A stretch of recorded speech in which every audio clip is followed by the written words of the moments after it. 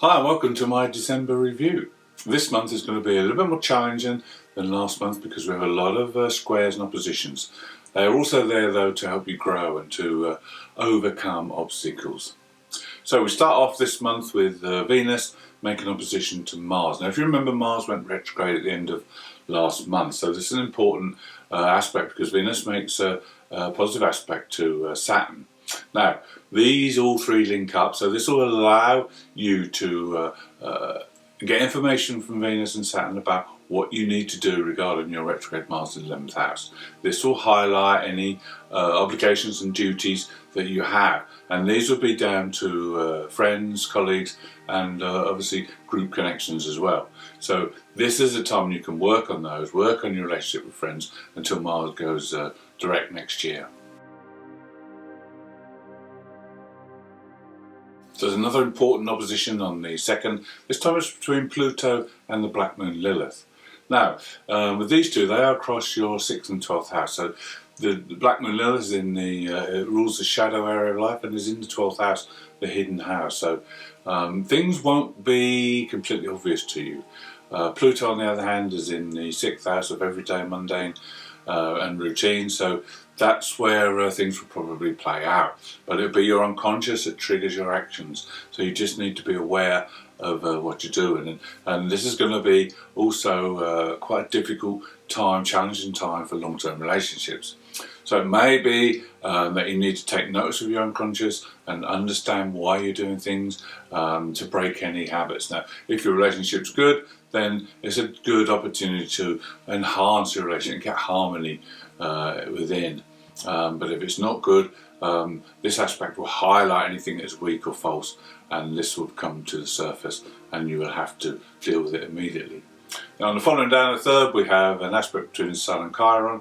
This is a good opportunity to heal any past wounds to do with love, but also to show off your knowledge and to demonstrate to others that you can be a very knowledgeable and wise person.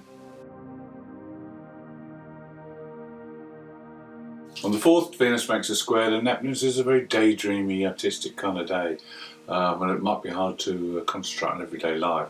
But then Neptune goes direct, and will be direct for some time. So this will be good because Neptune's in your 8th house, so things will start to move in that area, and there'll be changes and transformations coming along. Then we have our full moon, which is in Gemini. Now this happens on the 8th, and this will be very interesting because it's taken the emphasis away from your 5th house where you've been having fun and enjoying yourself, and it's concentrating now on that 11th house where Mars is retrograde. So this will highlight those things you need to work on during that time. Now this will also be a very interesting time with friends because it may be a time when you turn to humanitarian issues or you need to help a friend in need. So this is all the things that could happen during this time. Also there could be group involvement, and you could be forced to take a leadership role within a group or be a spokesperson. Now the other thing with this Gemini full moon is that it's time to look at things in a different light. Gemini has two sides, and maybe it's time for you to look at your any issues or things that are going on and look at both sides of the equation. Venus in good aspect to Jupiter on the 9th means that you will be having a socialising day, and it's very tempting to spend money on this kind of day and overindulge. Don't forget that Jupiter's in your 8th house with shared resources, so don't be spending someone else's money. Then on the 12th we have Saturn in aspect to the Sun, and this is good because you'll be able to interact well with people in authority.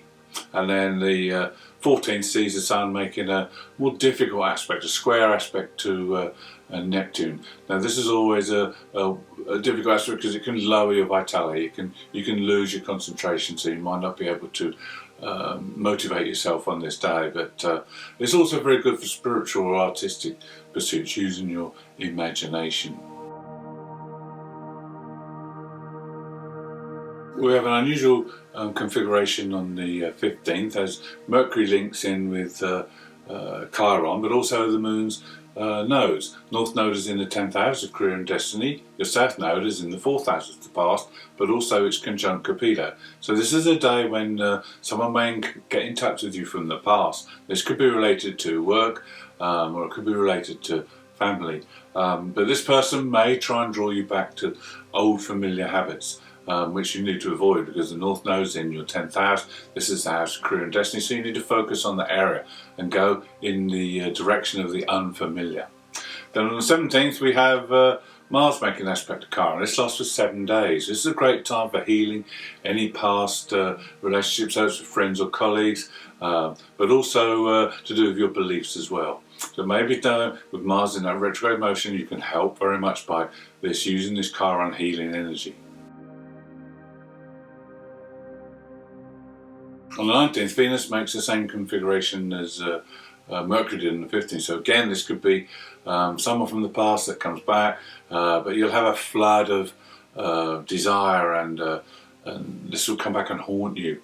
And it could be that this could be a little bit uncomfortable. But again, remember to forge forward towards that North Node. There's help on the way, because on the 21st there's an aspect between the Sun and Jupiter. Now this is the solstice, the winter solstice, a day of celebration, and this aspect will certainly guide you forward. Jupiter's in the house of transformation, so this is a time that Jupiter, use the energy. Jupiter can give you the opportunity to move forward, pull away from what's trying to pull you back. On the 22nd, the Sun moves into Capricorn, and this is your 6th house area. Immediately there is a new moon, so this brings the Sun, Moon, Mercury, Venus and Pluto all into Capricorn. This makes a stellium. This is a very powerful energy, so this is a good time for change and transformation within your daily routines and your daily work. With the new moon, it's time to set your intentions, especially for the whole year ahead, not only for the next couple of weeks, because this is an ideal opportunity to make decisions as to what changes you're going to make to your regimes. Maybe you want to change your diet, maybe you want to change your exercise, maybe you want to change jobs, but this is a great time to set those intentions down now.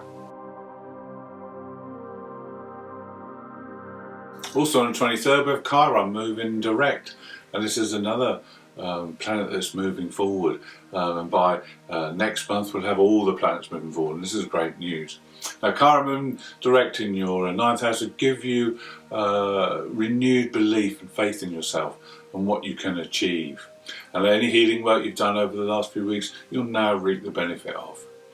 We also have an interesting few days when between 24th and 28th Venus and Mercury both make a square to Neptune. So there'll be daydreaming, there'll be fantasies, there'll be a desire for romance, and also the imagination will be ignited. The 29th sees Mercury go in retrograde. Now this is happening in your 6th house, so this is a house of your everyday routine and schedule, so these may be interrupted over the next 3 weeks. But while Mercury's in this position, you can use this time to analyse and look at your routines and your habits and your daily work, and see where you can perhaps make changes going forward when Mercury is direct in 3 weeks' time. And then to finish the month we have a very intense and passionate day with Venus coming together with Pluto.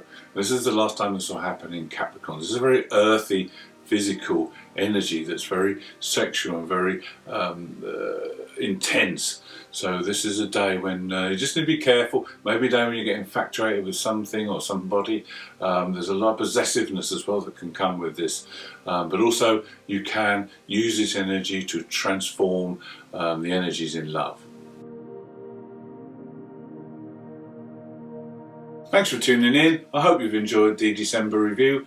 If you haven't already, please subscribe, and if you tune in for next month we're going to have our yearly review.